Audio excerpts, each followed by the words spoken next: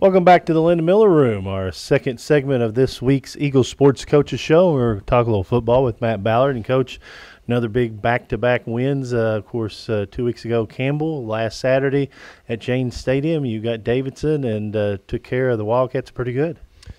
You know, it's really nice when you're able to put a complete game together. And the most important thing within that is I felt like that we as a team in all three phases got better. I mean, in basic bottom line, that's what it's all about. I mean, every day we go out, we just simply want to go out there and play, have fun, and get better.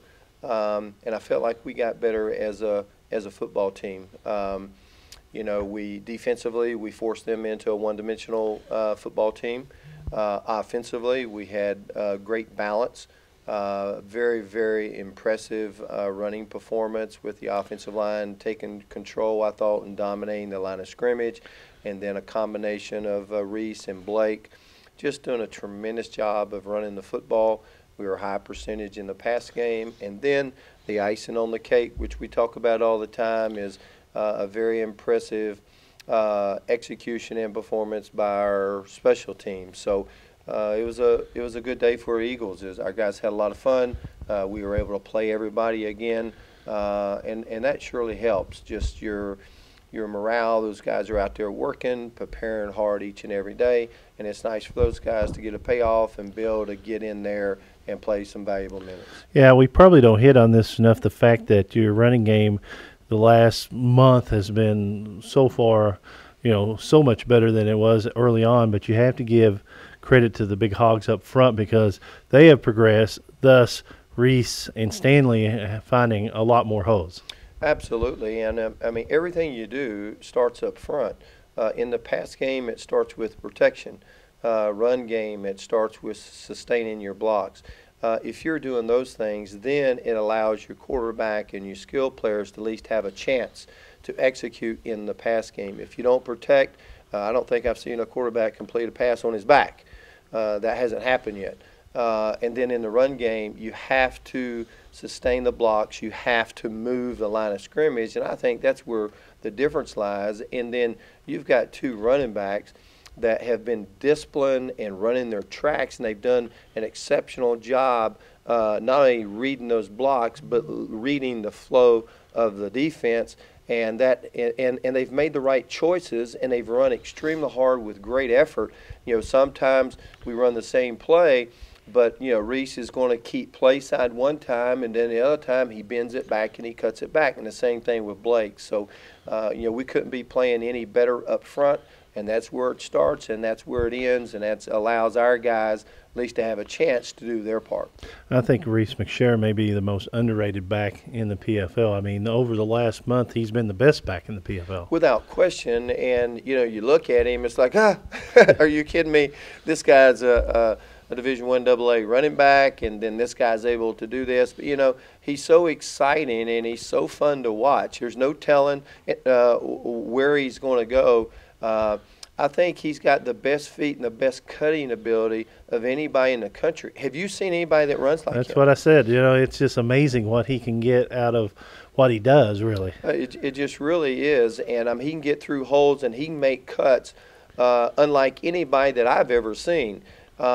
He's got tremendous quickness and explosion. Now, just think if he had the speed that matches all that other stuff. I mean, he would be absolutely the best back in the country. Reese doesn't have outstanding speed. He's got great quickness and great explosion. He's got the best cutting ability, I think, of anybody that I've ever been around. I mean, he's just an amazing guy. And he's got such great determination. And, you wouldn't think a little guy like him, he weighs all of about 174 pounds. You wouldn't think that when he gets hit or when he gets up in that hole, you'd think that he'd just go backwards, they'd be able to break him down. But he just runs so hard. He has such great leg drive and such great determination and second and third effort. He's able to get you that tough, very difficult, hard yardage. Of course, Zach Lewis made his job a little easier, too, when the running game started coming full bore. Without question. And when you're able to do that, then you're a balanced football team. They have to honor that. They have to defend that. And it makes everything in your offense that much better. And then, of course, the big payoff is what? I mean, we talked about this a long time ago. When you're able to control the football and keep the football, what does that do for your defense? It keeps them on the sideline. It keeps them rested. Their legs are fresher. Therefore, they're fresher. They have more energy. That should equate, if they do the right things from a mental standpoint, and their eyes and reads and carrying out their job, their responsibility, they should be able to play a lot better. Your defense gets picked on a lot, and it's been unfair over the last, year or so because your young men work very hard. But, it seems maybe the last month, maybe the Butler game, it seems like Meadows has been just keying your defensive line, and you get to play out your defensive line. Your backers have been strong, and your secondary have made the plays when they had to this year. Absolutely. Well, you're talking about offense or defense. Don't fool yourself. It does start up front. And, I don't know if there's anyone that gives as great of an effort as Erin Meadows. He's a high-energy guy. He's going to pour his heart and soul out there. So you're telling me he's a madman, high energy, right? Because I see him in the warm-ups. He's pretty. Yeah, and he can be wild. And here's what's amazing: for 3 years, he's been quieter than a mouse. But you know what? With Jerome Raymond and some of the guys in the past, he didn't have a chance. Yeah. But this is what is so great about him in college football. All right, there was a need for that. Who's going to step in that role? Who's going to be the vocal guy, the energy guy, the guy that gets us going and excited and plays wild and crazy up there? Well, guess what? Who would have thought that Erin Meadows would have been that guy? Because, he's soft-spoken and he's quiet, but he knew that his football team needed that, and he has kind of stepped into that role, and he's got such great passion for it. And he's about halfway nuts, So well, watching him before the Butler game this year, he got all the people around, and it was a struggle at the time for the team and everything else. And they were listening. I think I was listening. I was up in the booth. I was waiting. If he'd said something, I'd said yes, sir. Absolutely. But that's what it takes. Yeah, it does. But bottom line is, you can do all the talking and the chirping and the cheering and all the chants and all the stuff that you want. But guess what? If you don't back it up, if you don't walk your talk, if you're not able to make plays and carry out your assignment, then that voice and that message kind of falls silent there, so to speak. The bottom line is, he's been playing very, very well. He's just been relentless, and he's been making plays. And when you do that, then guess what?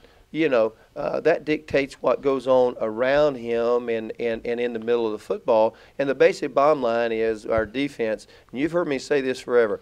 I could care less what happens between the 20s. I could care less if they make a big play. Hey, in this era of college football, that is the nature of the beast. That's part of it. You're not going to stop people. A lot of times you're not going to really slow them down a lot.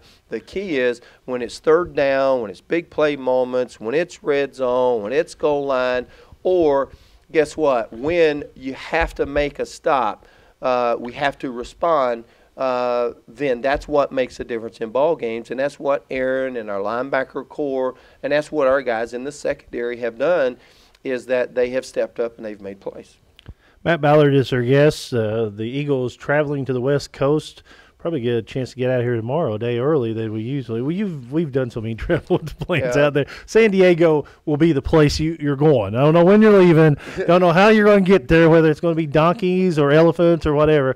But San Diego on Saturday is going to be a tough test. Absolutely. You got the trip. You got their venue. Now, they haven't had a whole lot of rain out there. Usually this time of year they don't. They get the Santa Ana winds, and there's no telling what the weather can be out there. We've gotten word in forecasts that we're actually supposed to get some rain. That field is not the best field in the world. They get a lot of play, and because of the weather and the dryness and the wind, it's very difficult to keep that thing in top-tip shape condition. So I'm sure that's going to come into play there a little bit. But let me tell you what, you got a very, very outstanding football team on both sides of the ball. I think they have, my personal opinion, they've got the best quarterback in the country. Let me just throw these quick numbers out on Mason Mills. Everybody relates and knows University of Dayton, right? Well, here a couple weeks ago, what does Mason Mills do versus the defense at Dayton? This doesn't happen very much. I think, if I'm not mistaken, he was 31 out of 41 for 500 411 yards. I didn't say 311. There may be some seasons that Dayton give 500 yards. 511 yards and 4 touchdowns. It set a PFL record. He's a junior. He's athletic. He can run. He's got great weapons around him. They have a very solid offensive line up there. The difference, though, they're not just a throwing football team. They're kind of like us, meaning they have balance within their offense. They've got the backs back there. They can really do some nice things in the running game. And then they have a Drake Dayton-like type of defense where they're just very, very solid. And I've always said this, too. I think San Diego probably plays 10 to 14 points better at home than they do on the road. So you're up against that battle. So I think we've got one of our stiffest opponents and biggest challenges of the year. Now, the good part about this is this. Okay, we're playing our best football at this time. We're doing good things well. We're doing it consistent, and we're doing it with confidence. So with that in combination, that gives you what? I think a fighting chance. And if you continue to do that, and then maybe the football gods smile on us a little bit with the crazy shape of that ball and things kind of bounce our way. But the difference is complete game, 60 minutes in all 3 phases. Let me tell you what, anything can happen. We've got a great plan. We're going to go out there and execute, and we believe and feel like that we've got a shot, we got a chance. That's a 9 o'clock kickoff Eastern time, 8:30 airtime here on the ESN. Always a pleasure, Matt. We'll talk to you next week. Yes, sir. Thank you. That's Matt Ballard, football coach of Morehead State. Once again, Morehead State visiting San Diego this Saturday, 9 o'clock Eastern time will be kickoff. 8:30 will be the airtime here on the Eagles Sports Network. We'll come back with more. This is the Eagles Sports Coaches Show.